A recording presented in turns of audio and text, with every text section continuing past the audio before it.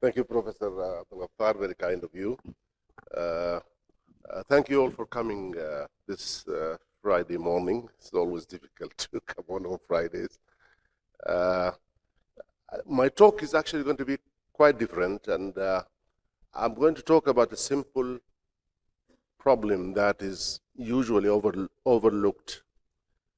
And it's a simple problem in most people's minds, but it's quite an important disease that affects life and well-being of so many patients, which is obesity hypoventilation syndrome. My aim of this talk today, I'm not going to show so many graphs or studies or anything like that, but my talk is based on the guidelines of the American Thoracic Society, and the aim of my talk is really to uh, provoke awareness about this very important condition that has got quite important consequences, which is obesity hypoventilation syndrome. And it's not a condition that's seen only by pulmonologists. It's seen across the board of specialties in medicine, surgery and medicine. All of us, we get sometimes these extremely obese patients with this syndrome coming for different problems in general practice, in diabetes, cardiology, even in surgeries. Somebody comes with osteoarthritis knees because of severe obesity.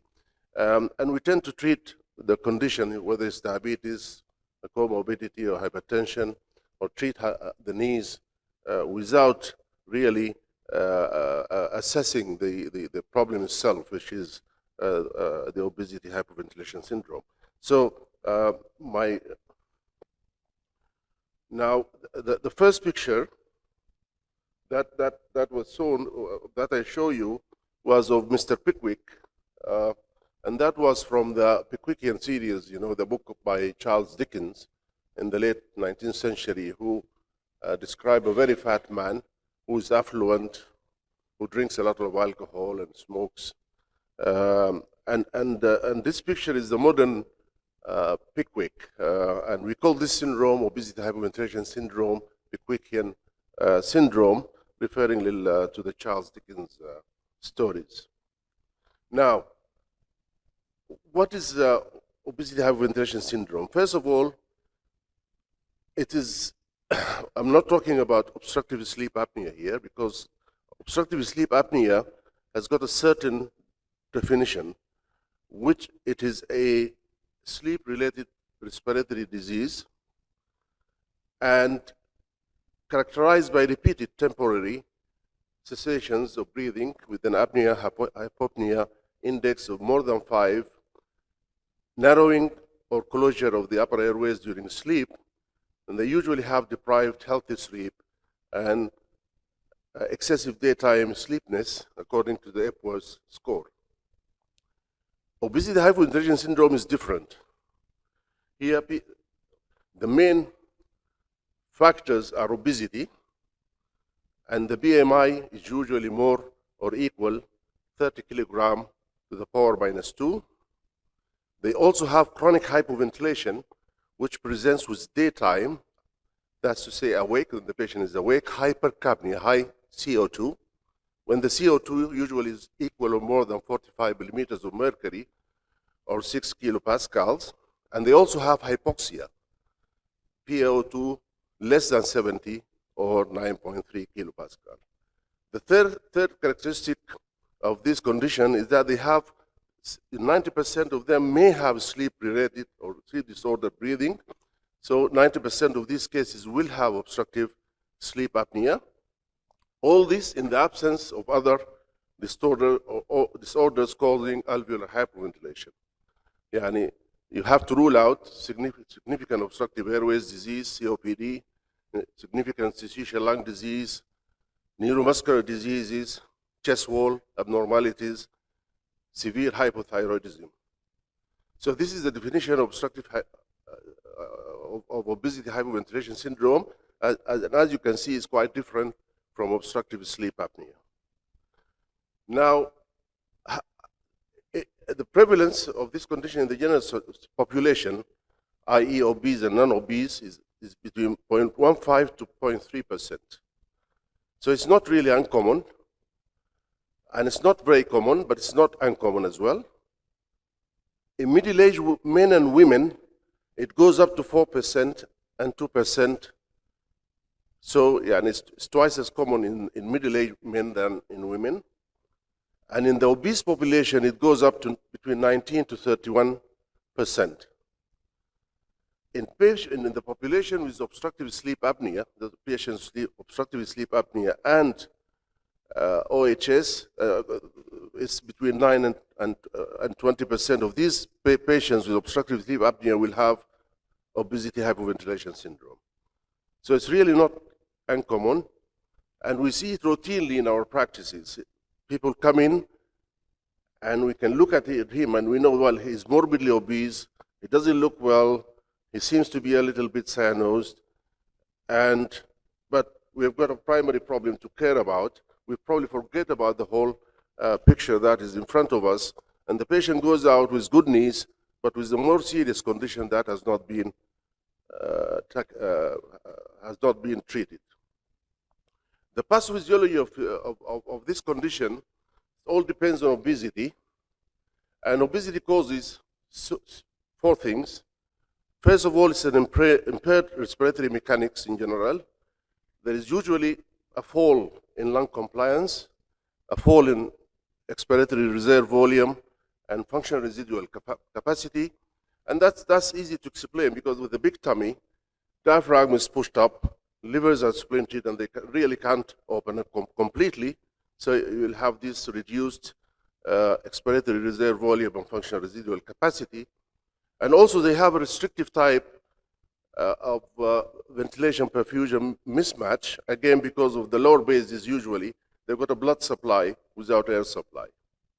Also, there is increased oxygen consumption in these patients. Generally, obese patients, they have got increased oxygen consumption with an increased respiratory workload, and that gives an overload to the respiratory muscles. Also, they do get upper airways resistance, as we see that in obstructive sleep apnea.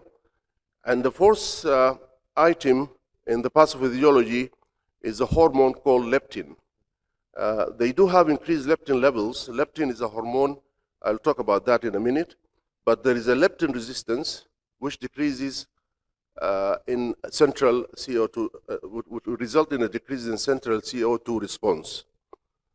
All these things would lead to reduced respiratory center sensitivity, and therefore obesity hypoventilation syndrome. So these are the pathophysiology. There are four items, as I said: the respiratory mechanics, central respiratory drive, sleep disorder breathing, and the leptin resistance. Respiratory mechanics, I'm not going to go through that, but ultimately you'll have an excessive CO2 production, you'll have altered lung functions, you'll have weakened ventilatory controlled, and add to that you'll have apneas and hypoapneas. Central respiratory drive in obese patients general obese patients who don't have obesity hypoventilation syndrome, there's a higher rate, as I said, of oxygen consumption and carbon dioxide production, and that will increase the respiratory drive. So you see obese patients, even if they're sitting or doing minor work, they tend to be breathless because they've got this increased respiratory drive to clear off the carbon dioxide. In patients who are obese with obesity hypoventilation syndrome, here they also have a higher rate of oxygen consumption and carbon dioxide production, but they don't have this increased respiratory drive because of the blunt and neural responses. And that's why you see them, and they're breathing okay. They look cyanosed, they're not very well, but they're not breathless. And that's why I call it a silent killer, because these people, they just lapse into severe complications because of their condition without them complaining too much about breathlessness and you without noticing that in the clinic. Leptin is an important subject here. Leptin is a hormone which was discovered in 1994, and it's a gatekeeper of metabolism. Really, it's a hormone that reduces the appetite and the weight and controls the weight. So it regulates the body energy homeostasis in the food intake, the storage and expenditure, and also has got some immune functions. It is produced by adipocytes, gastric epithelium, and the placenta. And it decreases hunger usually, and food consumption through the hypothalamus central action. And nowadays we do have synthetic recombinant human leptin, the nasal form that has been now introduced.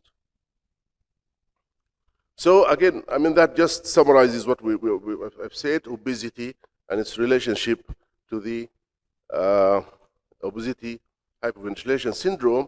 And the end result really is that the patient will have a reduced respiratory drive, sleep disorder breathing, high partial pressure of carbon dioxide, and hypoxia. So different systems are involved, as you can imagine. The clinical features, the patient usually middle-aged. He comes in, the morbidly obese, BMI is more than 30, 2-to-1 male to female ratio. The complaints of excessive daytime sleepiness, fatigue, snoring, morning headaches, unfreshening sleep, amnesia, poor concentration, depression, dyspnea, general symptoms. Sometimes the first presentation to the accident emergency might be an acute or chronic respiratory failure. So this is somebody who's not known before to have problems, and he comes an obese patient in acute failure, and you find out that he had an acute or chronic respiratory failure. Cor pulmonale, of course. Now, the two important things in diagnosing these cases is an awake hypercapnia. So they should have a partial pressure of carbon dioxide of more than 45 millimeters of mercury or 6 kilopascal. They also will have an awaking resting hypoxemia. You can do blood tests to general blood tests like hemoglobin and hematocrit, because these people will have erythrocytosis or secondary polycythemia. Bicarb is important to do because it gives you an indirect measurement of carbon dioxide in the body. Arterial blood gases, chest X-ray to look for other causes, ECG, and an echo to assess pulmonary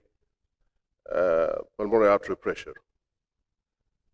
CRP is usually high in these patients, as you find it high in hypermetabolic syndrome. And polysomnography is not important in diagnosis, but if you do it, it will show a 10 millimeter increase in carbon dioxide during the sleep. So usually these people will have raised high blood pressure, more symptoms of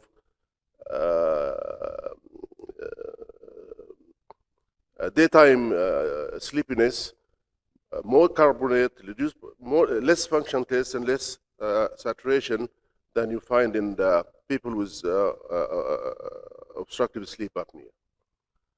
Of course, the risks are the comorbidities, pulmonary hypertension, cor pulmonale, ischemic heart disease, insulin resistance, depression, decreased quality of life, high mortality rate. And therefore, this is the screen I would like you to see. I'd like people to look and screen for these patients when they come in different subspecialties with different problems. The problem is not diabetes in this patient. He's got a diabetes and he's got also an obesity hypoventilation syndrome. So there should be always a high index of suspicion in whatever subspecialty or subspecialty you are. And there's simple measures in the clinic you can do. You just check the oximetry and do the bicarb. As you do the electrolytes it's a venous bicarb, so you do the electrolytes, you add to them a bicarb. So the pulse oximetry, usually these people, if the pulse oximetry is SO2 is less, actually here it's more, but it's less than 94%, this will suggest that you'll need to do more tests that might include arterial blood gas. Serum bicarb more than 27, venous serum bicarb, has a very high sensitivity, it's about 90%, 92% sensitive for the presence of increased carbon dioxide. But you have to look at the patient's medications, because diuretics, if a patient is on diuretics, it can give you a false rise, it can give a rise to the serum bicarb. If the serum bicarb in your venous blood is less than 27, that practically excludes the diagnosis of obesity hypoventilation syndrome. If it is more than 27, then you need further tests. By further tests, I mean mostly arterial blood gas, where you find an increased awake carbon dioxide, more than 45, as we said, is required for diagnosis. So it's very simple. Patient comes in, check his oxygen saturation, you do his bicarb, and that will give you the diagnosis. Management is multidisciplinary approach. A lot of disciplines are involved. The aim of the management is to normalize the carbon dioxide during wakefulness and sleep, and normalize the oxygen during wakefulness and sleep, and also the reversal of erythrocytosis and copulmonal and relief of hypersomnia. Now, there is a study which is called Pickwick study, and the treatment, the management of these cases will require a use of a machine. So it will require either use of a CPAP or another machine of a non-invasive ventilation type, like a bi-level, a BiPAP or bi-level positive airway pressure machine. And this study actually shows if you need to use the machine, which one do you choose? I'm not going to go again in details because it's very technical here, but if you do a sleep study, and these patients have got severe obstructive sleep apnea as well, then the preferred machine will be a CPAP, just simple CPAP. If they don't have an associated severe apnea, severe obstructive sleep apnea, that's to say, if the apnea-hypopnea index is less than 30, then you'll probably need to start with a non-invasive ventilator. So CPAP is the first line of treatment for obesity hypoventilation syndrome phenotype who has got concomitant obstructive sleep apnea, and you'll need to use mostly nocturnal oxygen therapy. There is a CPAP titration rate of about failure of about 43% in these patients.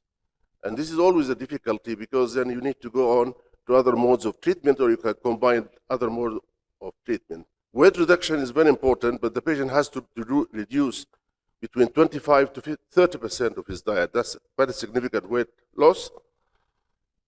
And you might need even bariatric surgery to help these people. And treatment of comorbidities, of course. The pharmacology therapy is not recommended at the moment. It is available in certain cases, still in research level, like the intranasal leptin therapy, medroxyprogesterone, or acetazolamide, but it's not recommended really for most patients.